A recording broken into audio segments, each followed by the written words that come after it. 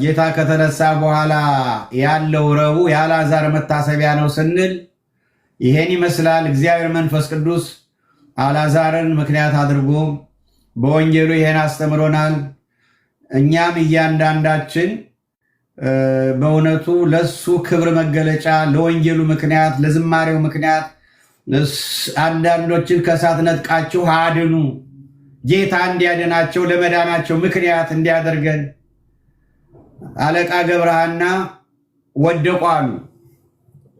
አደናቅፏቸው ሲወድቁ እኔ ልውደቅ አሉ አንዲት እናት። እኔ ልውደቅ፣ እኔ አፈር ልሁን፣ እኔ ልውደቅ ይላሉ።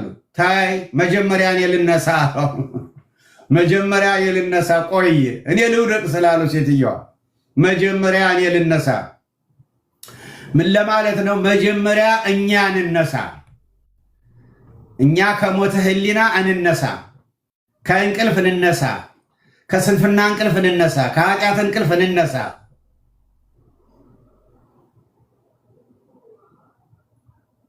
በጽድቅ እንንቃ፣ በቃሉ እንንቃ፣ ከሱ ጋር እንኑር። ስሙ ለዘላለም የተመሰገነ ይሁን። ለዛሬው እዚህ ላይ ይበቃናል። ክርስቶስ ተንሥአ እሙታን በዐቢይ ኃይሎ ሥልጣን አሰሮ ለሰይጣን አግዓዞ ለአዳም ሰላም እምይእዜሰ ኮነ ፍስሐ ወሰላም። ጥያቄ ካላችሁ ለመላከ ሰላም ስጧቸው። ያስተማረን የመከረን እግዚአብሔር መንፈስ ቅዱስ ስሙ ለዘላለም የተመሰገነ ይሁን። ደህና ሁኑ።